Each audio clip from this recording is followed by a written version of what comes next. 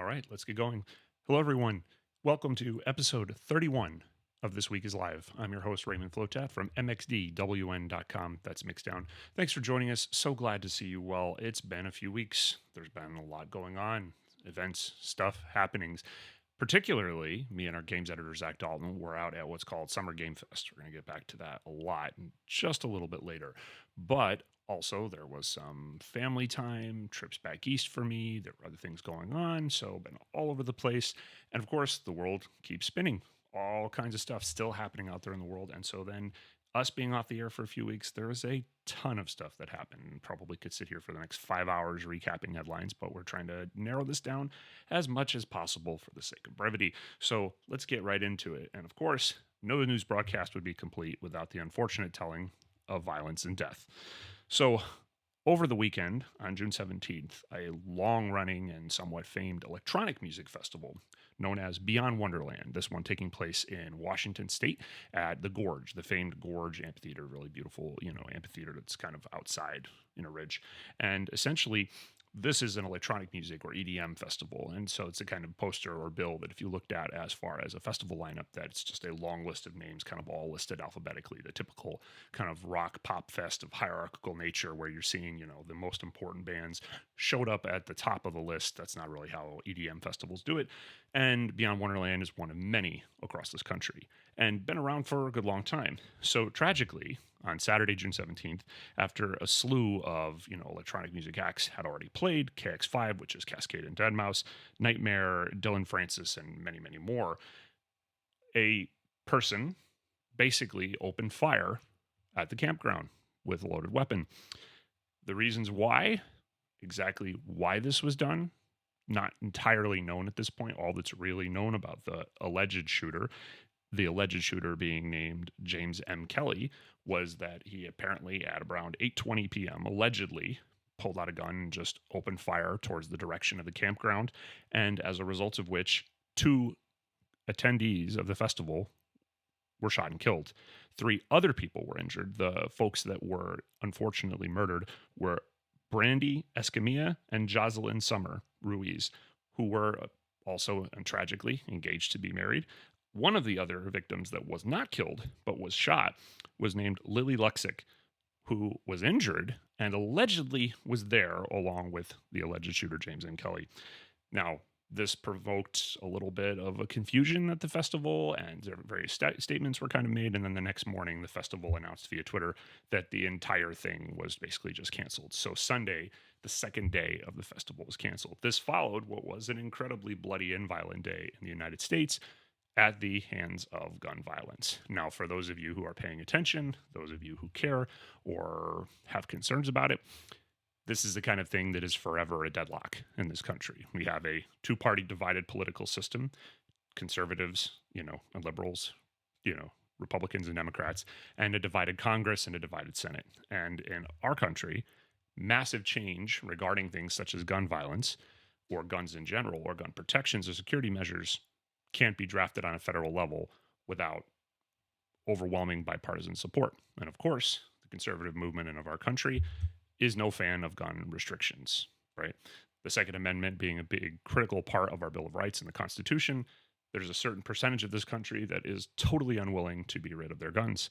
But then yet, there's a rising tide of gun violence, the likes of which no developed country that has weapons has any problem with. So we're in a state of paralysis, as we have been. On some level, people are becoming completely desensitized to this news and totally numb to the horrors of this and the dangers. And then on the other hand, a lot of people are crying louder and louder and louder, please do something, do anything. Now, in the world of music, this is the kind of thing that people don't really expect, right? Now, typically speaking, and these are questions that I'm sure will come out in police reports as the days, weeks, and months roll on from here, and the motives behind the alleged shooter, James M. Kelly, come down to it. But effectively, when you go to a concert, you're searched, you go through metal detectors, right? Especially at festivals. Weapons are obviously not allowed. That's a thing that does not really happen at any conventional festival. I mean, you're not getting through the door with a loaded gun. Now, what restrictions would be there in place of campgrounds, because this is where this happened. It wasn't during where the crowd is, where the stage and the bands are, but by the campground area, and apparently an overflow campground. What restrictions are being placed on people, what they bring in their cars, that's, a whole other story. And if you've ever gone to a major festival like Coachella or Bonnaroo, I mean, you're not going to go through 40,000 cars looking for weapons. So there's all kinds of really confusing questions here as to what kind of security measures could there be?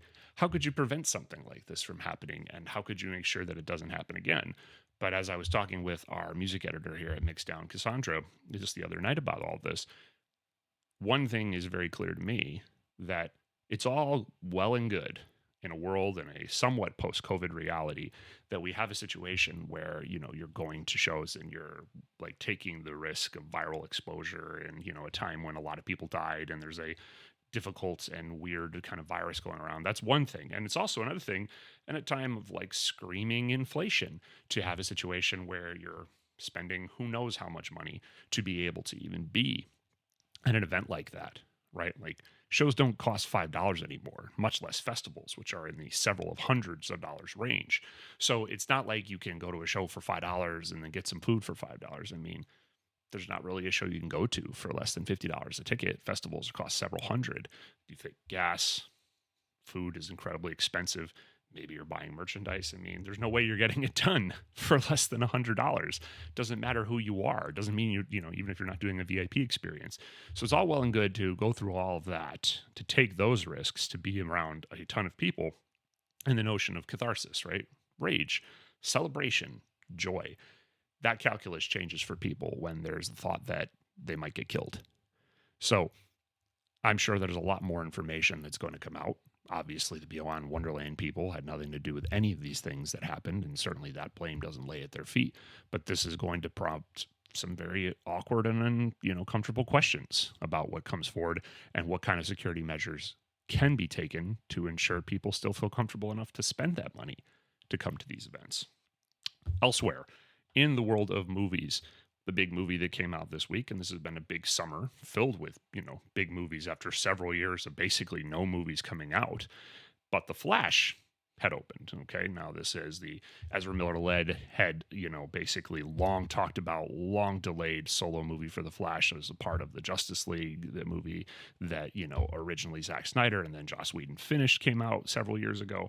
And essentially it was what, for superhero movies, you would regard as something of a disappointing opening for the film.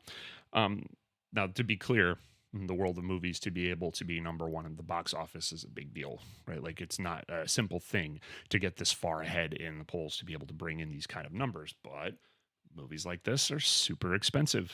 You can't just do something like this and do it for pocket change and be able to make $20 million and say it was worth it. And plus, just advertising things like this cost tens of millions of dollars. So the movie was projected, this was what like insider industry estimates had it coming in at, was basically over the 3-day weekend doing $58 million. And then over the 4-day weekend, because of course this is now Juneteenth is where this weekend basically fell, and that was on Monday. So almost all of America had a 4-day weekend, which is super nice in between Memorial Day and 4th of July, I'm totally going to admit. And effectively, that was the estimate. 58 for the 3-day, 70 for the 4-day. And what actually happened was that it came in at 55 million for the 3-day and 61.3 million for the 4-day.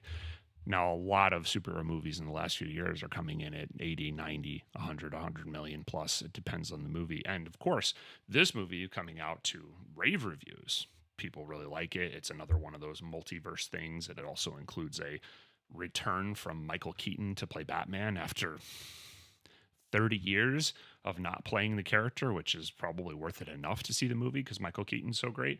But effectively, it has to be looked at as something of a disappointment as far as, a showing is concerned. But then again, of course, this is one of the last things that's coming out that was kind of already halfway done before, James Gunn, famously, we've talked about this a lot, coming from Marvel Studios and Guardians of the Galaxy, taking over DC and their film studio for, the DCU to be specific.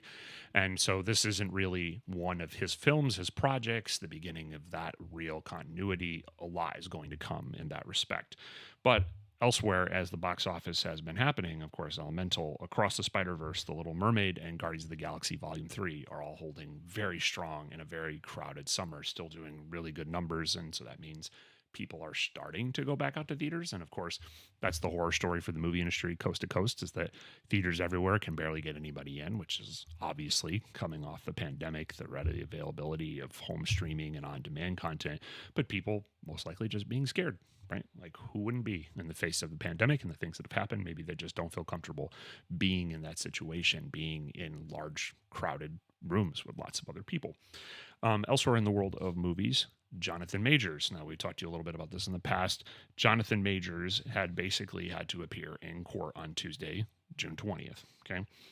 Now, he is going to trial for alleged domestic violence. This is a really, really complicated one. And the bottom of the page is that this was for setting a trial date. There is going to be a trial, at least as of right now, and the trial date has been set for August 3rd this year, 2023. Now, this is a complicated thing where Jonathan Majors was arrested, and there's very specific rules about how domestic violence is handled in America that goes back decades. And it's a kind of thing where if they are called in and they show up, they're usually going to arrest somebody. That's just typically how it happens. It's a kind of a murky thing, and the cops are very careful about it. Now, what did or didn't happen, that's going to take quite a while to play out. And it would be speculation because there's not much in the way of information. What's been alleged is that he is alleged with his now former girlfriend at that moment. Some kind of altercation happened, and he's alleged for pulling her finger, alleged to twist her arm back, allegedly struck her, allegedly pushed her, and which caused her to fall.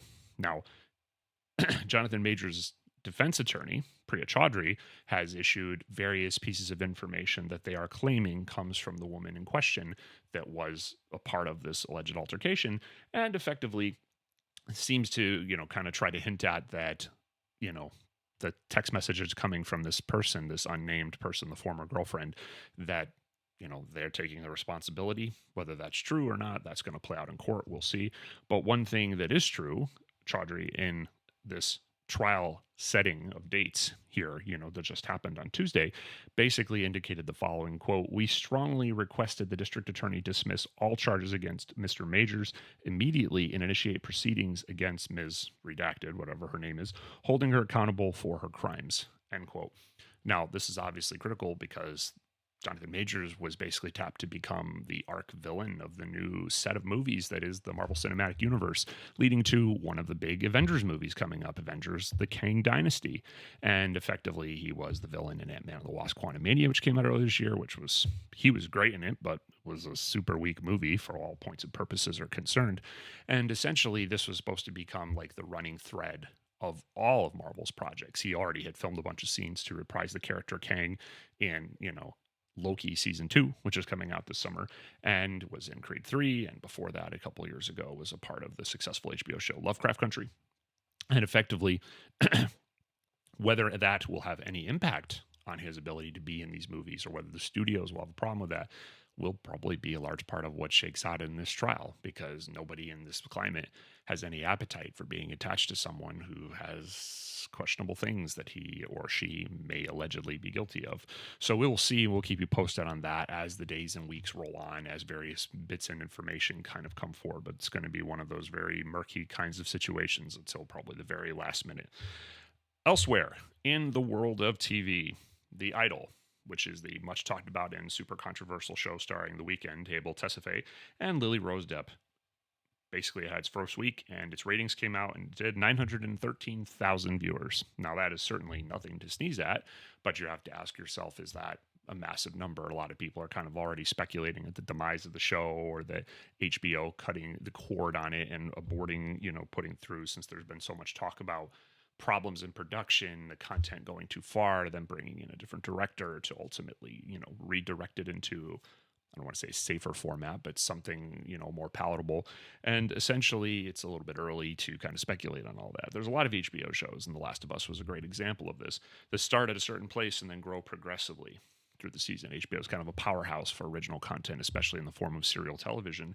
And, for example, The White Lotus, which is a ridiculously popular show right now, started comparably at 944,000 viewers, but then by the end of its season one, finished with 9.3 million as it kind of exploded in popularity.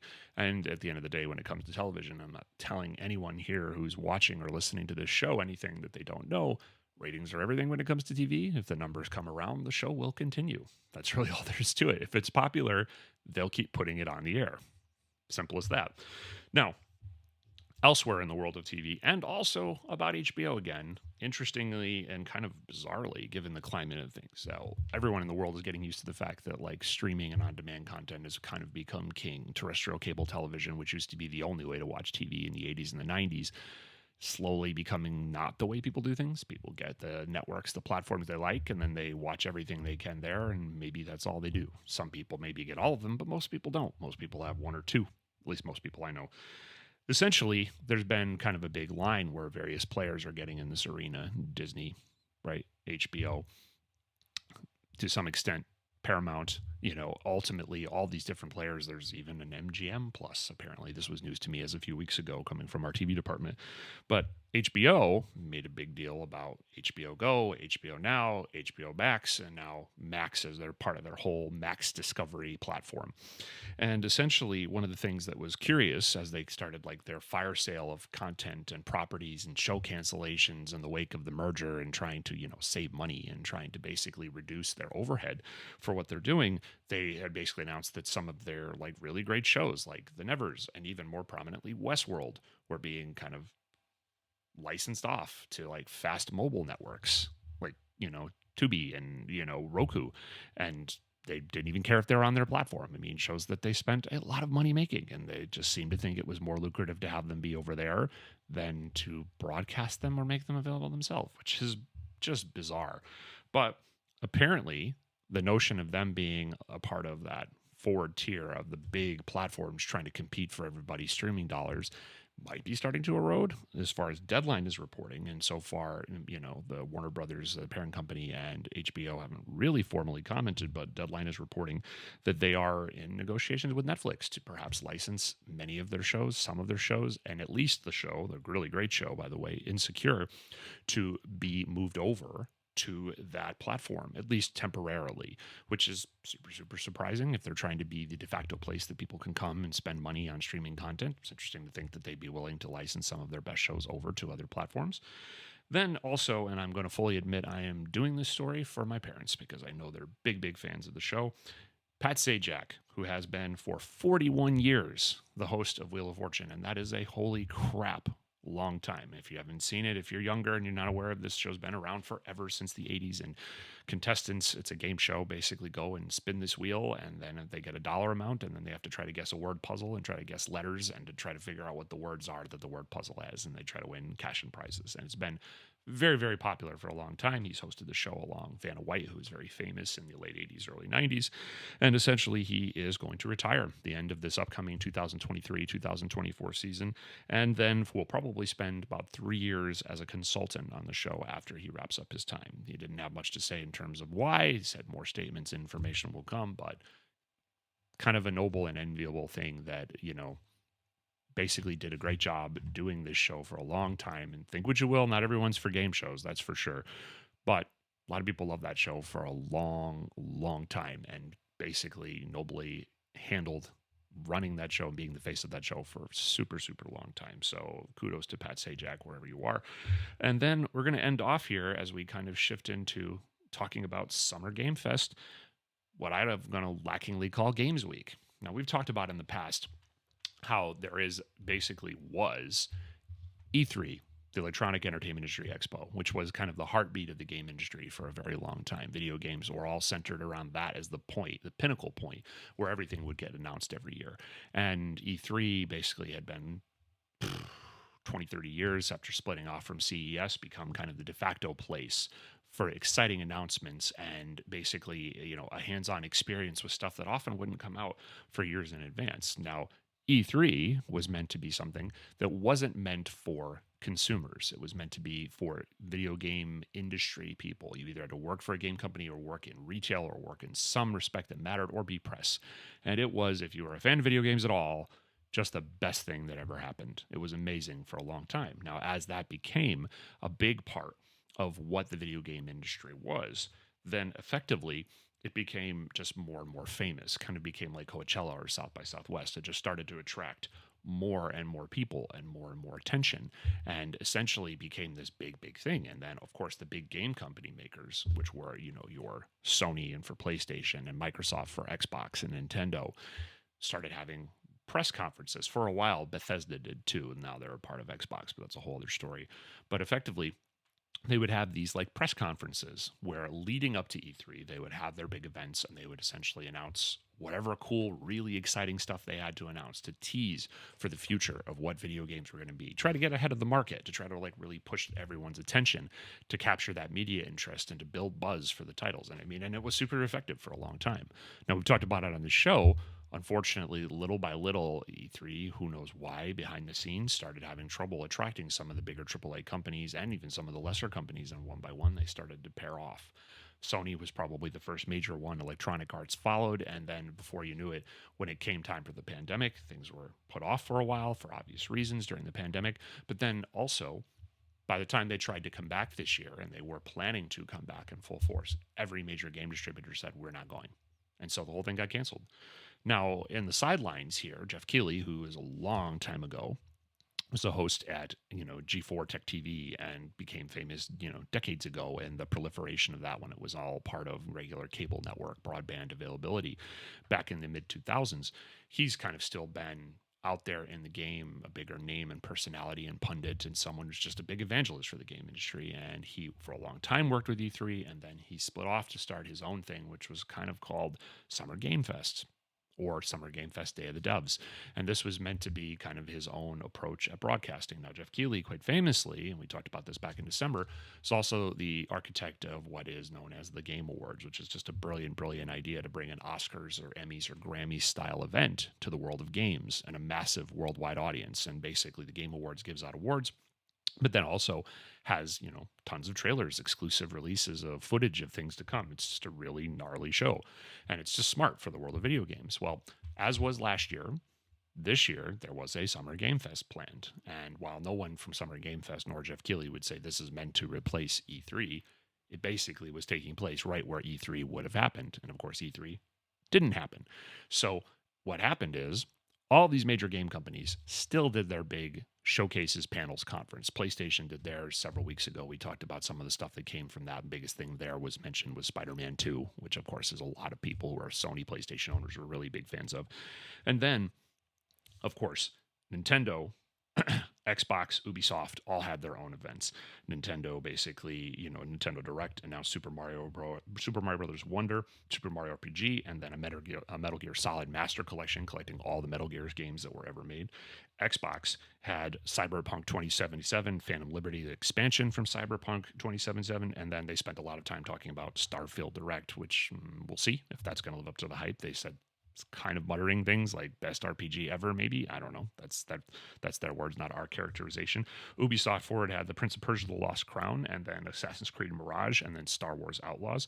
But then Summer Game Fest had their own little kickoff event, which Zach Dalton, our games editor, and I were, you know, lucky enough to attend as media to be there. And a whole slew of things were kind of teased or announced there. They announced the release date for Spider-Man 2, which wasn't announced at the Sony event, but they also showed footage from Mortal Kombat 1, the reboot of Mortal Kombat, which looks amazing for what it's worth. Lies of P, Alan Wake 2, which is going to be the big survival, horror, suspense, detective, whatever you want to call it, kind of event for what it is. Final Fantasy VII Rebirth, more of Square Enix being able to continually pump out content in homage to one of their legendary titles, Final Fantasy VII, so an expansion of that one, and a whole lot more. So that was a really interesting event that featured, and no, I'm not kidding, an appearance by Nicolas Cage, because he's branded and appearing within a game called Dead by Daylight. So Nicolas Cage showed up at a game event, interesting. And then just mere days after that, what ended up happening was a private event known as Summer Game Fest Playdays. And this is not announced to the public. It is not a thing where the public is supposed to know where it is or be able to attend. It's meant to be for media. It's meant to be for industry. And I will tell you, in the warmest regards to everyone involved in the event, everyone that had a part in putting it together, and all the companies that took a risk on it and came and brought their games and their experiences for people to be able to experience them in terms of, trying to get press or media coverage.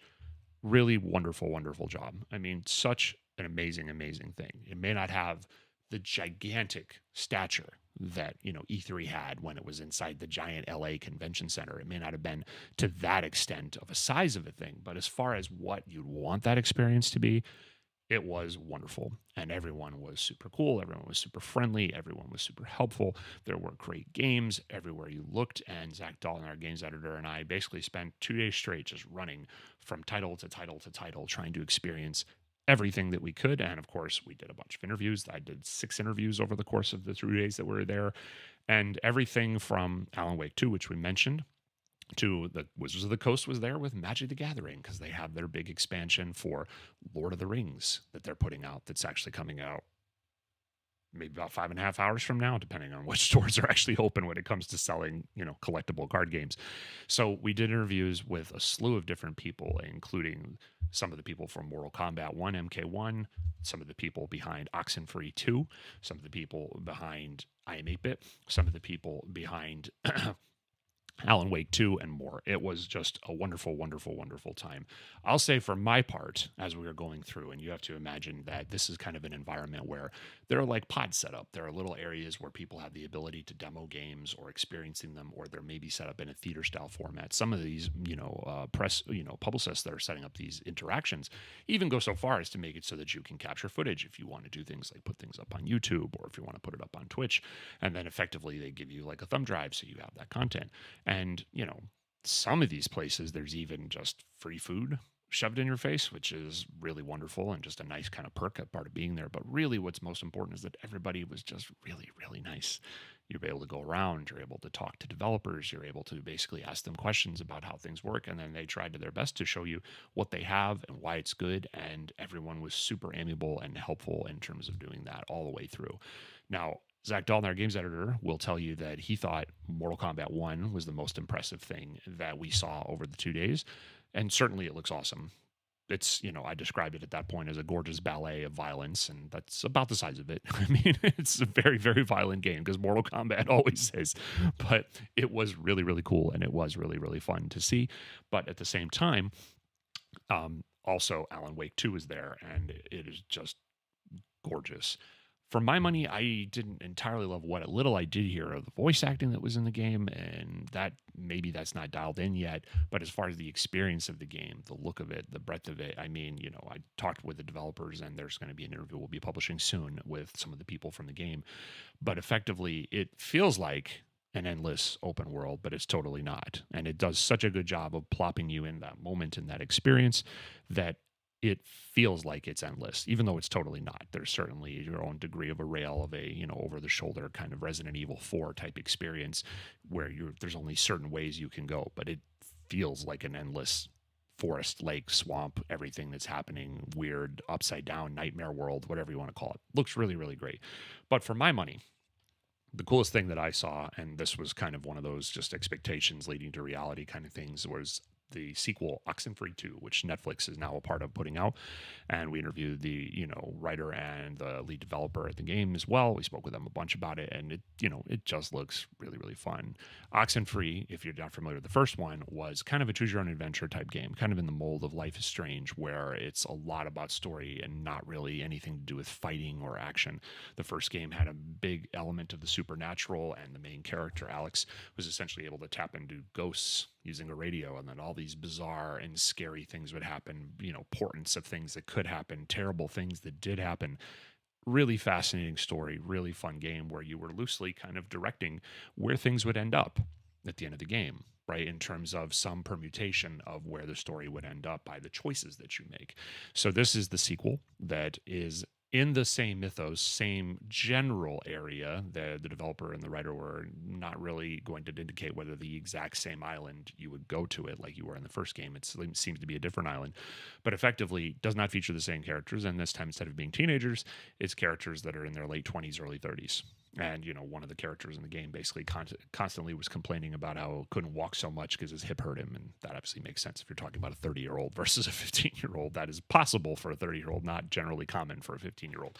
But it looked really, really great. So I will say this much for it. And if you're a gamer out there and you're salivating at the thought of being able to experience games way far in advance, and you're like, why can't I go? And, this is, of course, what also became a big part of E3's experience was eventually they started opening it to the public. And then instead of it being about experiencing games, it became about giant long lines and, a lot of photo opportunities or sitting in a little theater to watch 10 minutes of game footage. And I'll say this much, while I sympathize with any gamer out there that wishes they could go and be a part of something like this, for anyone at Summer Game Fest, if you're listening, you're paying attention, keep it exactly the way it is, because it was a delight. It was simple, it was easy, and it was never uncomfortable. And then if it was stressful, it was just because of whatever schedule we booked for ourselves.